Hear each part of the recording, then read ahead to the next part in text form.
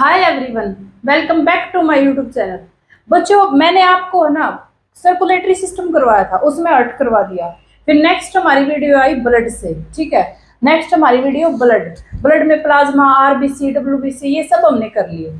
अब हम करेंगे ब्लड क्लोटिंग। ठीक है, ब्लड का थक्का कैसे जमता है। जब हमें कट लगता है तो उसके 4 से 5 मिनट के बाद हमें मतलब ब्लड क्लोटिंग हो जाती है। वहाँ पे वो कैसे होती है, पहले उसकी प्रोसेस को समझेंगे, फिर जो आपके पेपर में आता है वो समझेंगे क्या क्या कुछ आता है आपके पेपर में। ठीक है, अब देखो, क्लोटिंग ऑफ ब्लड की क्लोटिंग ये कौन सी प्रोसेस होती है?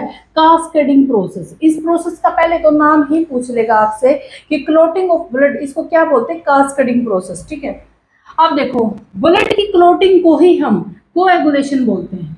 ब्लड की क्लोटिंग को क्या बोलते हैं? कोएगुलेशन। तो ब्लड क्लोटिंग आ जाए या कोएगुलेशन ऑफ ब्लड आ जाए, ये दोनों एक ही बात है। ठीक है, अब देखो हमारे पास क्या होता है, जो ब्लड के अंदर प्लेटलेट्स होती है ना बच्चों, ब्लड के अंदर प्लाज्मा में 3 चीजें मैंने बताई थी, आरबीसी, डब्ल्यूबीसी, प्लेटलेट्स। ब्लड हमारा प्लाज्मा होता है जो तरल लिक्विड होता है, उसके अंदर आरबीसी, डब्ल्यूबीसी, प्लेटलेट्स घूमती रहती हैं। ठीक है, उसमें जो ब्लड क्लोटिंग में आरबीसी और डब्ल्यूबीसी का कोई रोल नहीं है, ब्लड क्लोटिंग में प्लेटलेट्स का रोल है। ठीक है, तो हमें जो प्लेटलेट्स है इसको थ्रोम्बोसाइट भी कहते हैं। प्लेटलेट्स आ जाए, थ्रोम्बोसाइट ये मैंने बताया था, प्लेटलेट्स करवा था, इसको क्या बोलते हैं? थ्रोम्बोसाइट। जब हमें कट लगता है, जब हमें कट लगता है जब हमें कट लगता है तो ये जो हमारी प्लेटलेट्स है ये किसके संपर्क में आएंगी? एयर के संपर्क में, एयर के संपर्क में, और वो क्या बन जाएगा? थ्रोम्बोप्लास्टिन। क्या बन जाएगा? थ्रोम्बोप्लास्टिन। ठीक है, अब जो ये थ्रोम्बोप्लास्टिन है, थ्रोम्बोप्लास्टिन जैसे कट लगा, एयर का संपर्क आया, थ्रोम्बोप्लास्टिन हुआ, यहाँ पे बना मतलब। अब जो ये थ्रोम्बोप्लास्टिन है, इसकी जो बॉडी के अंदर कैल्शियम प्रेजेंट है, थ्रोम्बोप्लास्टिन बॉडी के अंदर जो कैल्शियम प्रेजेंट है उसके साथ मिलेगा, और ये दोनों मिलकर किसको एक्टिवेट करते हैं? प्रोथ्रोम्बिन को। प्रोथ्रोम्बिन को एक्टिवेट करते हैं। मैंने आपको बताया था कि प्लाज्मा है उसके अंदर 7% प्रोटीन प्रेजेंट होता है। ये प्रोटीन के मैंने नाम भी लिखवाए थे कि ब्लड क्लोटिंग के अंदर प्रोथ्रोम्बिन और फाइब्रोजिन, ये 2 प्रोटीन है जो ब्लड क्लोटिंग करते हैं। तो ये दोनों एक्टिवेट होकर किसको जगाते हैं? किसको एक्टिवेट करते हैं? प्रोथ्रोम्बिन को। जब ये एक्टिवेट हो जाता है, जब ये एक्टिवेट, पहले हमें कट लगा, ठीक है, कट लगने के बाद एयर उसके अंदर आई, कट लगा, एयर के संपर्क में आया, क्या बना? थ्रोम्बोप्लास्टिन। अब जो थ्रोम्बोप्लास्टिन बना है वो बॉडी के अंदर जो कैल्शियम प्रेजेंट उसके साथ अटैच होगा, वे दोनों किसको एक्टिवेट करेंगे? प्रोथ्रोम्बिन को। प्रोथ्रोम्बिन को, और प्रोथ्रोम्बिन एक्टिवेट होते ही क्या बन जाएगा? थ्रोम्बिन। एक्टिवेट होते ही क्या बन जाएगा? थ्रोम्बिन। अब जो हमारा थ्रोम्बिन है ना बच्चों, थ्रोम्बिन, देखो 2 प्रोटीन थे, प्रोथ्रोम्बिन और फाइब्रोजिन, जो ब्लड क्लोटिंग करते थे। अब जो प्रोथ्रोम्बिन है वो फाइब्रोजिन के साथ क्या करेगा? इंटरेक्ट करेगा, मतलब फाइब्रोजिन को जगाएगा, और क्या बन जाएगा? फाइब्रिन। क्या बन जाएगा? फाइब्रिन। ठीक है, अब ये फाइब्रिन है ना, फाइब्रिन ये एक जाली टाइप स्ट्रक्चर होती है। फाइब्रिन है एक जाली टाइप है जो क्या करेगा? अब देखो फाइब्रिन बन गया यहाँ पे, फाइब्रिन क्या करेगा? जाली है, आरबीसी आया, प्लेटलेट्स आई, और जो डब्ल्यूबीसी आया, ये जाली थी, यहाँ पे वो रुक गए आके, आरबीसी, डब्ल्यूबीसी, प्लेटलेट्स। और जो प्लाज्मा आ रहा था, जो ब्लड था हमारा, तरल मटेरियल था, वो जब ये ही आगे आ जाएंगे, उसके जाली के आगे आरबीसी, डब्ल्यूबीसी, प्लेटलेट्स ही आगे आ जाएंगी, तो जो हमारा प्लाज्मा था वो बाहर नहीं जा पाएगा। प्लाज्मा जो लिक्विड मेटेरियल वो बाहर नहीं जा पाएगा। डब्ल्यूबीसी, आरबीसी और प्लेटलेट्स थोड़े सॉलिड टाइप के होते हैं, ये उस जाली को रोक लेते हैं, जो प्लाज्मा पीछे से आ रहा था वो आगे नहीं जा पाएगा। ठीक है, तो यहाँ पे क्या हो जाएगा? हमारा ब्लड क्लोटिंग। यहाँ पे क्या हो जाएगा बच्चों? Blood clotting. अब ये प्रोसेस सिर्फ समझाने के लिए थी कि ऐसे होता है। हमें जो एग्जाम में क्वेश्चन पूछता है, ये 4 ही क्वेश्चन बनते हैं यहाँ से ब्लड क्लोटिंग से, जो टीजीटी साइंस में पूछते हैं। ठीक है, पहला जो कार प्लस मतलब सेल, या कार प्लस जो मतलब हमारे जो ब्लड है उसके 2 पार्ट है, ब्लड है उसके 2 पार्ट है, एक तो ये जो डब्ल्यूबीसी, आरबीसी हो ये, और एक क्या है? प्लाज्मा। तो जो ये कार प्लस है ये कौन सी यूज करते हैं? कार प्लस 3 है, आरबीसी है, डब्ल्यूबीसी है, और तीसरी है प्लेटलेट्स। तो इन तीनों में से ब्लड क्लोटिंग में कौन ज्यादा इंपॉर्टेंट है? तो ये प्लेटलेट्स है। कौन ज्यादा इंपॉर्टेंट रोल प्ले करता है? प्लेटलेट्स। ठीक है। सेकंड क्वेश्चन क्या पूछेगा कि इसमें प्रोटीन है ना ब्लड क्लोटिंग के अंदर, ब्लड क्लोटिंग में प्रोटीन कौन सा यूज होता है? तो प्लाज्मा के अंदर मैंने बताया था जो प्लाज्मा अपना तरल मटेरियल है 60% प्रेजेंट होता है, उसके अंदर 7% प्रोटीन होते हैं, और जो प्रोटीन है वो 4 टाइप के हैं उसके अंदर, ठीक है। लेकिन जो ब्लड क्लोटिंग में मदद करते हैं वो ये 2 प्रोटीन मदद करते हैं, फाइब्रोजिन एंड प्रोथ्रोम्बिन, फाइब्रोजिन एंड प्रोथ्रोम्बिन, ठीक है। अब थर्ड, इसके अंदर मेटल कौन सी यूज होती है? क्वेश्चन पूछेगा ब्लड क्लोटिंग के अंदर मेटल कौन सी यूज होती है? इस पूरे प्रोसेस में हमें मेटल सिर्फ यही दिखाई दी, जो हमारी बॉडी के अंदर कैल्शियम प्रेजेंट है सिर्फ यही मेटल दिखाई दी, तो इसके अंदर जो मेटल है वो कौन सी? कैल्शियम। अब जो ये सारी प्रोसेस है ना, इसमें विटामिन के कहाँ फिट होता है? मतलब बोलते हैं ना विटामिन के ब्लड का थक्का जमाने में हेल्प करता है, तो इस सारी प्रोसेस में विटामिन के कहाँ है? तो विटामिन के का काम इतना बच्चों, इस सारी प्रोसेस को जो फास्ट करवाता है ना, जल्दी करवाता है, एक स्टेबिलिटी से और फास्ट करवाता है, वो कौन करवाता है? विटामिन के। तो इसके अंदर जो विटामिन प्रेजेंट होता है वो कौन सा प्रेजेंट होता है? विटामिन के। आपको बस ये 4 क्वेश्चन याद करने हैं ब्लड क्लोटिंग से, ब्लड क्लोटिंग से सिर्फ ये 4 क्वेश्चन याद करने हैं, ठीक है। विटामिन कौन सा? के। मेटल कौन सी? कैल्शियम। प्रोटीन प्रोथ्रोम्बिन, फाइब्रोजिन, और कार्बोलस कौन से? प्लेटलेट्स। सिर्फ ये 4 टॉपिक आपको 4 क्वेश्चन याद करने। करते बच्चों ब्लड ग्रुप, ठीक है। अब हम करते हैं ब्लड ग्रुप। एंटीबॉडी क्या है, एंटीजन क्या है, कौन हमें बताता है कि हमारा ब्लड ग्रुप क्या है क्या नहीं, ये हम सब करेंगे यहाँ पे। सबसे पहले देखो यहाँ पे ब्लड ग्रुप, ब्लड के अंदर है ना, ब्लड के अंदर प्लाज्मा भी होता है और आरबीसी, डब्ल्यूबीसी, प्लेटलेट्स भी होती हैं, ठीक है। लेकिन जो ब्लड ग्रुप बताता है वो हमें बताता है आरबीसी। ब्लड ग्रुप कौन बताता है हमें? आरबीसी। आरबीसी और प्लाज्मा, इन दोनों का रोल होता है ब्लड ग्रुप के अंदर, ठीक है। आरबीसी का और प्लाज्मा का दोनों का रोल होता है ब्लड के अंदर। अब देखो जो प्लाज्मा होता है, प्लाज्मा के पास होता है एंटीबॉडी, प्लाज्मा के पास होता है एंटीबॉडी, और जो आरबीसी होता है उसके पास होता है एंटीजन, ठीक है। प्लाज्मा के पास होता है एंटीबॉडी और जो आरबीसी के अंदर होता है एंटीजन। इसको डिनोट किया है स्मॉल ए और स्मॉल बी से, और इसको डिनोट किया है ए और बी से, ठीक है, कैपिटल ए और बी से, ताकि ये मैच ना कर जाए। अब जो हमें ब्लड ग्रुप हमें बताता है कि मतलब ब्लड हमारा ए है, बी है, ओ है या फिर ए बी है, तो वो हमें बताता है एंटीजन। तो वो हमें कौन बताता है? एंटीजन, ठीक है। तो 2 क्वेश्चन यहाँ से बनते हैं। Determination of blood group, blood group की डिटर्मिनेशन कौन करता है? एंटीजन या फिर एंटीबॉडी या बोथ ही, ऐसे आएंगे। तो कौन करता है? Antigen. Determination of blood group कौन करता है? हमारे एंटीजन, ठीक है। और दूसरा जो एंटीजन है ये कहाँ मिलता है? आरबीसी में या प्लाज्मा में, डब्ल्यूबीसी में? तो कहाँ है? आरबीसी में। ये 2 क्वेश्चन यहाँ से बनते हैं। अब इनकी जो स्ट्रक्चर है, मतलब देखो हमारा जो ए ग्रुप है उसको कैसे दर्शाया इसने? ए, और ये नुकीले मतलब इस टाइप से है, अगर ये कर दिया तो ए ही हो जाएगा, तो ये इस टाइप से नुकीले नुकीले नुकीले ए, ये, ठीक है। अब जो बी है, बी के आगे ये गोले से लगा रखे हैं, तो ये बी क्या है? ये हमारी जो स्ट्रक्चर है, एंटीजन ए की स्ट्रक्चर ये है, एंटीबॉडी बी की स्ट्रक्चर ये है। स्ट्रक्चर से ही हमें समझ में आएगा। अब यहाँ पे प्लाज्मा में देखो, जो हमारा ये है, ये हमारा ए है और ये हमारा बी है। प्लाज्मा के अंदर देखो वाई शेप है ऐसे, ठीक है, वाई शेप है। इसके अंदर अगर ये गोलाई है ना, गोलाई, तो ये हमारा क्या है? ए। गोलाई है ये हमारा क्या? बी, सॉरी, गोलाई है ये हमारा क्या है? बी। और अगर इसके अंदर अगर ये इस टाइप से है, इस टाइप से नुकीले हैं, तो ये हमारा है ए, ठीक है। तो ये क्या? हमारी एंटीबॉडी। अगर ये गोलाई टाइप है तो बी है, अगर ये है तो ए है, ठीक है। तो ये हमें मतलब इनकी स्ट्रक्चर हमें पता होनी चाहिए, क्योंकि स्ट्रक्चर से ही अब आपको समझ में आ जाएगा कि आपका ब्लड ग्रुप क्या है। देखो स्ट्रक्चर पता चल गया, नुकीले हैं और ये। अब जो हमारा ब्लड ग्रुप ए है, ब्लड ग्रुप ए है, वो हमें किसने बताया? एंटीजन ने, यानी कि उसके अंदर ए तो प्रेजेंट होगा, ठीक है। तो हमारा ब्लड ग्रुप ए है, उसके वो क्या है? एंटीजन ने हमें बताया। अब इसमें ये पूछा जाता है कि एंटीबॉडी कौन सा यूज करेंगे? एंटीबॉडी ए होगा या बी होगा? अब देखो जो स्ट्रक्चर है इसकी एंटीबॉडी की, एक तो ये नुकीली वाली स्ट्रक्चर है, नुकीली है, और एक ये गोलाई वाली स्ट्रक्चर है। अगर मैं यहाँ पर ये नुकीली वाली स्ट्रक्चर डाल दूं, ये वाली मतलब वाई, अगर मैं ऐसे डाल दूं नुकीले वाला, तो ये ए इसमें फिट हो जाएगा। ये ए है, ये इस ए में फिट हो जाएगा। तो फिट हो जाने के बाद क्या होगा? खेल खत्म। तो इसका मतलब हम स्मॉल ए को तो यहाँ पे नहीं ले सकते, एंटीबॉडी ए को हम यहाँ पे नहीं ले सकते, क्योंकि ये इसके अंदर फिट हो जाएगा। फिट होने के बाद तो ये फ्लो करना ही बंद कर देगा। तो यहाँ पे क्या लेंगे हम, जो एक गोलाई वाला है जो इसके अंदर फिट ना हो, इसका मतलब हम यहाँ पे एंटीबॉडी क्या यूज करेंगे, बी। एंटीबॉडी क्या यूज करेंगे, बी यूज करेंगे। समझ में आ गया होगा। अब देखो, जैसे हमारे पास ब्लड ग्रुप बी है, बी के अंदर ये गोलाई गोलाई गोलाई ये है, तो इसके अंदर जो एंटीबॉडी यूज करेंगे वो क्या करेंगे, ए यूज करेंगे। क्यों, अगर मैंने यहाँ पे ये बी यूज कर दिया, ये मैंने यहाँ पे बी यूज कर दिया गोलाई वाला, तो ये गोलाई वाला इसके अंदर फिट हो जाएगा। फिट होने के बाद खत्म सब कुछ। तो यहाँ पे क्या है, ए यूज करेंगे, यानी कि ब्लड ग्रुप ए है तो एंटीबॉडी क्या, बी। ब्लड ग्रुप बी है उसमें एंटीजन तो बी है और एंटीबॉडी क्या होगा, ए होगा।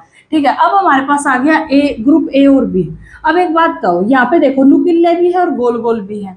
अगर मैं यहाँ पे कुछ भी ए लेके आऊं, बी लेके आऊं, कुछ भी लेके आऊं, ये गोलाई वाला लेके आऊं तो ये इसमें फिट हो जाएगा। अगर मैं यहाँ पर ये नुकीले वाला लेके आऊं तो ये ए वाला फिट हो जाएगा। इसका मतलब यहाँ पे कोई भी एंटीबॉडी या फिर एंटीजन नहीं होता, या सॉरी, यहाँ पे कोई भी एंटीबॉडी ना तो ए प्रेजेंट होता ना ही बी प्रेजेंट होता।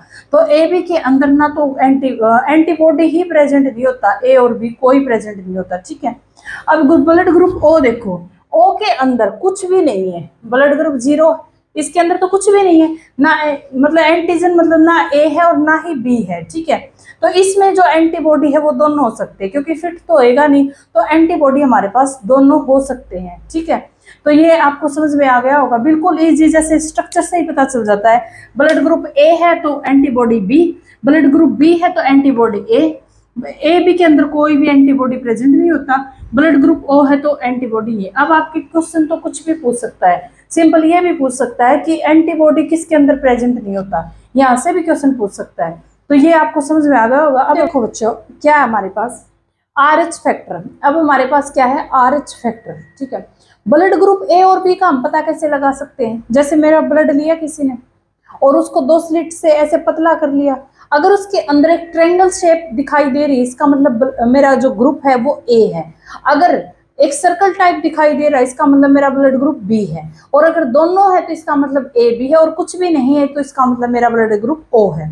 अब जो ये RH फैक्टर आया था ना, ये जिस मतलब साइंटिस्ट ने क्या देखा कि ए बी ए हमें पता चल गया, और उन्होंने एक रिसस मंकी लिया था, मतलब जिस मंकी के मुंह जो रेड रेड होते हैं ना, बहुत ज्यादा रेड होते हैं, उसका ब्लड ग्रुप लिया। उन्होंने क्या देखा कि उसके अंदर ए बी ये तो थी, ठीक है, ट्रायंगल था, किसी के अंदर ये था, लेकिन साथ में एक चीज ये और थी कि एक स्क्वायर टाइप चीज और बन रही थी, एक स्क्वायर टाइप चीज और बन रही थी साथ में। तो उसने देखा कि ये क्या चीज है, और उसने बहुत सारे मंकी को लिया जिसके अंदर किसी के अंदर ये बन रही थी और किसी के अंदर नहीं थी, मतलब किसी के ब्लड के अंदर ये थी स्क्वायर टाइप और किसी ब्लड के अंदर नहीं थी। तो उन्होंने इसको RH फैक्टर दे दिया। रिसस मंकी के ऊपर इन्होंने सर्च की थी और RH फैक्टर इन्होंने इसका नाम दिया। अगर ये प्रेजेंट है तो RH पॉजिटिव, अगर ये अब्सेंट है तो RH नेगेटिव। ठीक है, अब देखो, अगर हमारे पास ब्लड ग्रुप ए है और उसके अंदर ये जो ट्रायंगल टाइप शेप बनी हुई है, अगर इनके बीच में अगर ये स्क्वायर टाइप है तो इसका मतलब ये RH पॉजिटिव है, यानी कि RH प्रेजेंट है इसके अंदर। O पॉजिटिव के अंदर तो A और B ये तो कुछ है नहीं क्योंकि O है, तो इसमें क्या है, ये RH प्रेजेंट है, RH इसके अंदर प्रेजेंट है। ठीक है, एंटीजन और ये क्या है, एंटीबॉडी। अब देखो बच्चों, ये ठीक है।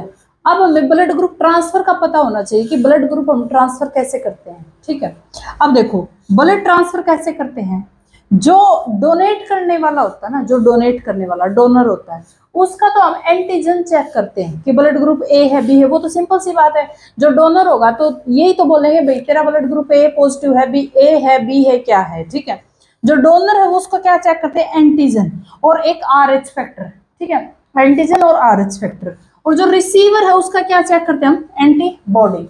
रिसीवर का क्या चेक करते हैं हम, एंटीबॉडी। ठीक है, ए और बी। अब देखो, माना मैं ब्लड दिलवाना चाहती हूँ ए पॉजिटिव को ए नेगेटिव तक। ठीक है, अब हम देखेंगे क्या है, हो सकता है नहीं हो सकता। ए पॉजिटिव के पास जो एंटीजन है वो क्या है, ए, और जो RH फैक्टर क्या इसके अंदर है, इसके अंदर RH फैक्टर है।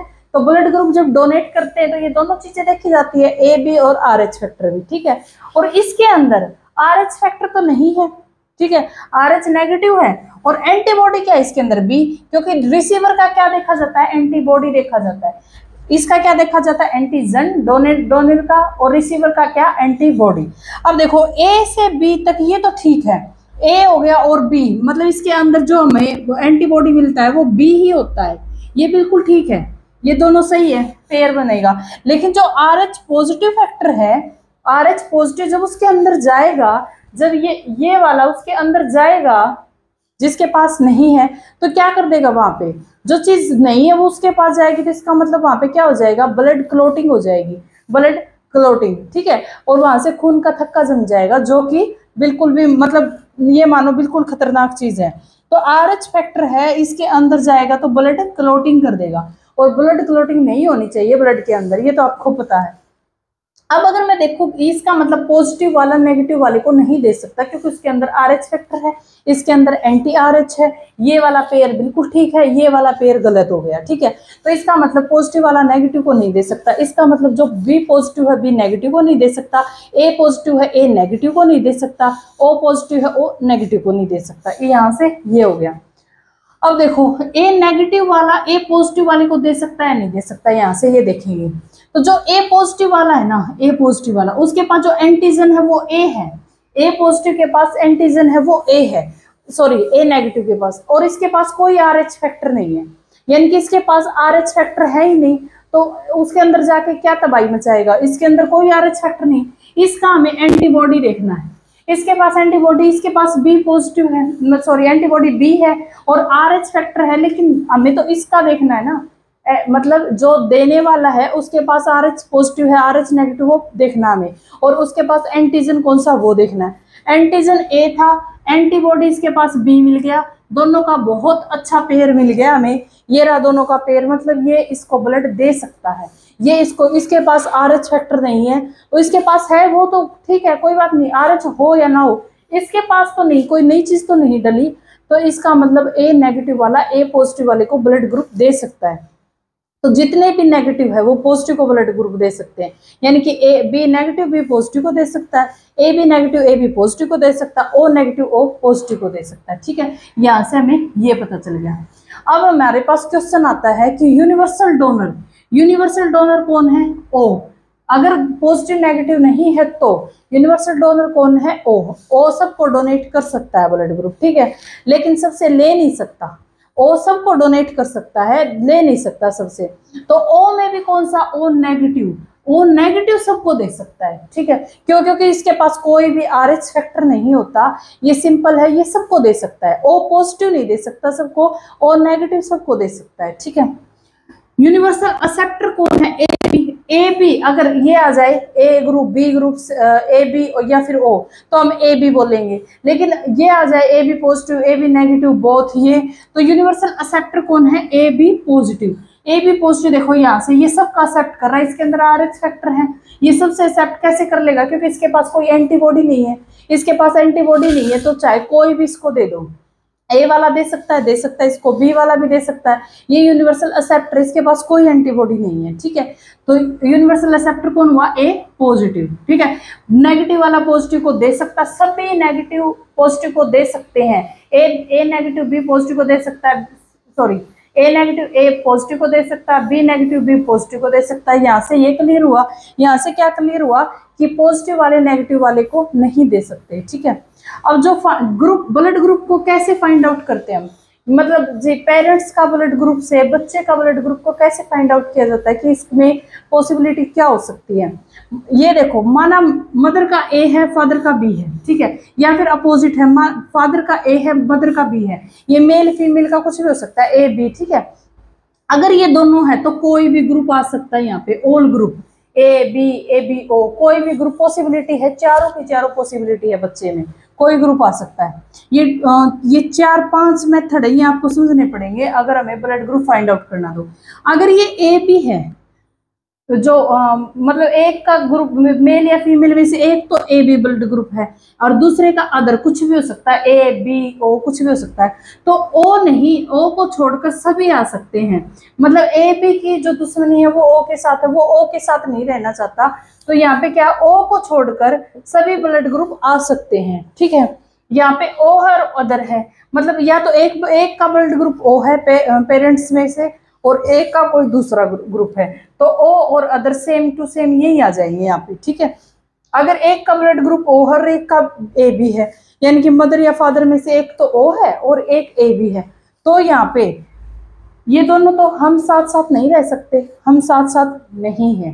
ठीक है, क्या होता है, कई तो होते हैं हम साथ साथ हैं, लेकिन ये हम साथ साथ नहीं है, तो इसमें ए और बी कोई भी आ सकता है यहाँ पे, लेकिन ये दोनों नहीं आएंगे, ओ भी नहीं आएगा, ए भी नहीं आएगा। ठीक है, अब देखो कहाँ गया, सेम सेम है, अगर जैसे ओ ओ है, ए है, बी बी है, तो ओ और सेम, जो सेम है मतलब ओ आ जाएगा। और जैसे मैं करवाती हूँ आपको, देखो अगर ओ और ए है, ब्लड ग्रुप ओ है और ब्लड ग्रुप ए है, यानी कि ओ और ए वाली सिचुएशन बन रही है, एक ओ है और एक अदर है, तो ओ और ए सेम आ जाएंगे, यानी ओ और अदर वैसे का वैसा आ जाएगा। ठीक है, अब देखो ओ और बी है तो सेम नहीं बात, ओ और अदर आ जाएगा जो है सेम, ए बी है तो देखो ओ और ए बी है, तो हम साथ साथ नहीं रह सकते, और ए बी साथ साथ नहीं रह सकते, तो यहाँ पे ए आ जाएगा और बी आ जाएगा, ओ भी नहीं आएगा और ए बी भी नहीं आएगा। ठीक है, यहाँ पे ओ और ओ साथ साथ हैं, तो दोनों सेम सेम वाली सिचुएशन बन रही है, सेम सेम वाली में एक ओ आ जाएगा और एक सेम आ जाएगा,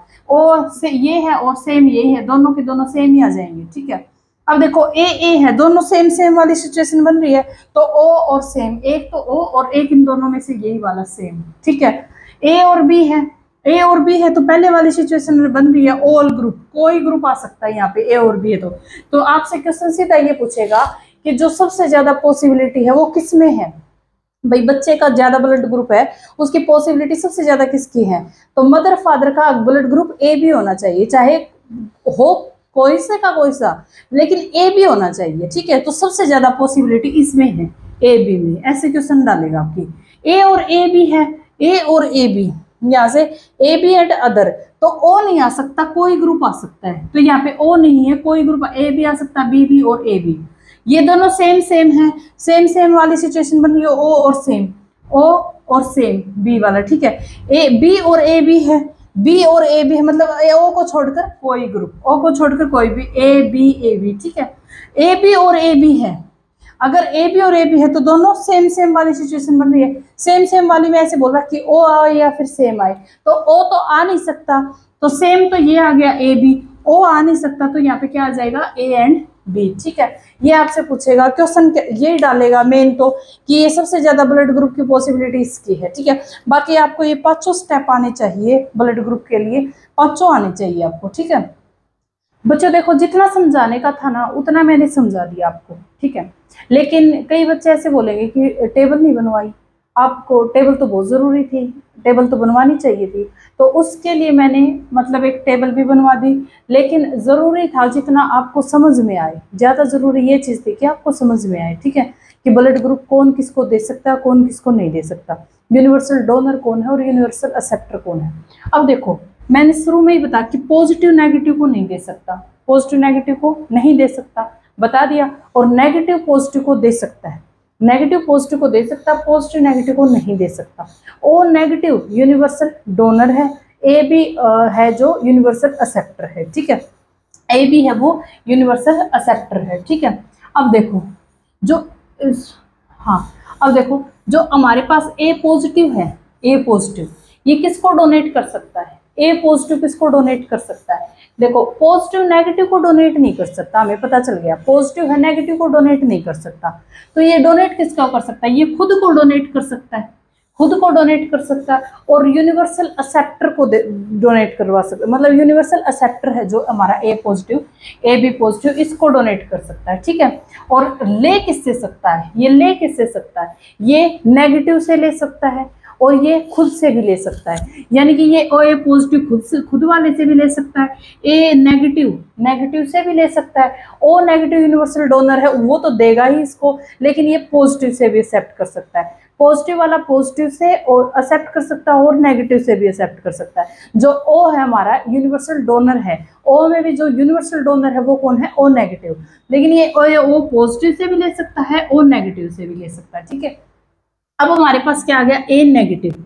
ए नेगेटिव, नेगेटिव वाला किसको डोनेट कर सकता है, नेगेटिव डोनेट पॉजिटिव को कर सकता है, ठीक है। ए पॉजिटिव को करेगा और खुद को करेगा, ए भी पॉजिटिव यूनिवर्सल एक्सेप्टर है, इसको तो वैसे ही देगा, लेकिन ये नेगेटिव को भी डोनेट कर सकता है, नेगेटिव वाला नेगेटिव को भी डोनेट कर सकता है, पॉजिटिव को भी डोनेट कर सकता है। हमें बस ये याद रखना है, हमें ए बी में ई बी में कंफ्यूज नहीं होना। जो ए बी है, देखो यहाँ पर ए बी नेगेटिव इसलिए नहीं था क्योंकि पॉजिटिव वाला नेगेटिव को नहीं दे सकता, ठीक है, इसलिए ए बी नेगेटिव नहीं है। लेकिन नेगेटिव वाला पॉजिटिव को दे सकता है, नेगेटिव को भी दे सकता है, ठीक है।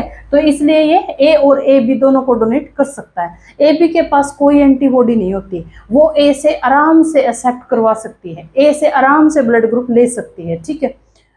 अब देखो रिसीव किससे कर सकता है, रिसीव जो ऑल टाइम रिसीवर है, मतलब जो रिसीव करता है एवरीवन को, ओ नेगेटिव से रिसीव कर सकता है और ए नेगेटिव से रिसीव कर सकता है। पॉजिटिव से तो ये ले ही नहीं सकता, नेगेटिव पॉजिटिव से नेगेटिव नहीं ले सकता, समझाया था मैंने अभी। तो ये रिसीव इससे कर सकता है। ऐसे ही हमारे पास बी पॉजिटिव है, बी पॉजिटिव किसको डोनेट कर सकता है, खुद को और ए बी पॉजिटिव को, ठीक है। और बी नेगेटिव किसको डोनेट कर सकता है, बी पॉजिटिव को, नेगेटिव को, ए बी को। ये देखो ये सेम नेगेटिव है, नेगेटिव पॉजिटिव को दे सकते हैं, नेगेटिव पॉजिटिव को दे सकते हैं। तो ये हमारे पास ये आ गई, ठीक है। तो यहाँ से क्या आ गया, अब ये रिसीव किससे कर सकता है, बी पॉजिटिव है, रिसीव किससे कर सकता है, पॉजिटिव है तो नेगेटिव से रिसीव करेगा, ठीक है। बी नेगेटिव से, ओ नेगेटिव से, बी नेगेटिव से, बी पॉजिटिव से, ओ पॉजिटिव से। ये तो समझा ही दिया मैंने, ये पूरा ग्राफ आपको समझा रखा है। ये आपको चार्ट उतारना है बिल्कुल एज इट इज कॉपी में, और खुद कर करके देखो कि कौन किसको दे सकता है, कौन किससे ले सकता है। ये खुद कर करके आप देखो कि कौन किसको ले सकता है और दे सकता है, ठीक है। अभी हमारे पास देखो जो ए बी पॉजिटिव है ना बच्चों, ए बी पॉजिटिव वो हर एक आदमी से रिसीव कर सकता है, हर एक ब्लड ग्रुप से रिसीव कर सकता है, एवरीवन से, ठीक है। ओ नेगेटिव है ना, ओ नेगेटिव वो हर किसी को डोनेट कर सकता है, लेकिन ले बेचारा खुद से सकता, बस ओ नेगेटिव से ही ले सकता, क्योंकि नेगेटिव वाला पॉजिटिव से नहीं ले सकता। और ओ ब्लड ग्रुप के पास दोनों एंटीबॉडी है, इसलिए वो ए से भी नहीं ले सकता, बी से भी नहीं ले सकता, ए बी से भी नहीं ले सकता, वो सिर्फ और सिर्फ खुद से ले सकता है। और खुद में भी ओ नेगेटिव है, वो ओ पॉजिटिव से नहीं ले सकता, ओ पॉजिटिव ओ नेगेटिव से ले सकता है, लेकिन ओ नेगेटिव ओ पॉजिटिव से नहीं ले सकता। तो हमारे पास जो ये चार्ट है एज इट इज आप उतार लीजिए। अब देखो ए बी नेगेटिव है, किसको डोनेट कर सकता है, ए बी नेगेटिव और पॉजिटिव को दोनों को डोनेट कर सकता है। ले किससे सकता है, नेगेटिव वाला सब नेगेटिव से ले सकता है, मतलब ये नेगेटिव है, ए बी तो रिसीवर है, रिसीवर में भी ए बी नेगेटिव है तो वो सब नेगेटिव से ही रिसीव करेगा, और ए बी पॉजिटिव है वो सब से रिसीव करेगा। ये आपको समझ में आ गया होगा, मैंने बहुत अच्छे से आपको समझा दिया, और इससे बाहर आपको क्वेश्चन नहीं मिलेगा। ये पूरा ऑल ओवर ब्लड मैंने समझा दिया, सर्कुलेटरी सिस्टम समझा दिया, प्लाज्मा आरबीसी ये बता दिए, ब्लड क्लोटिंग हो गई, हमारा ब्लड ग्रुप हो गया, पेरेंट्स का चाइल्ड का क्या होगा ये हो गया, और ये चार्ट, ठीक है। इससे बाहर आपसे क्वेश्चन नहीं पूछा जाएगा, ये मैं फिर से बोल रही हूँ।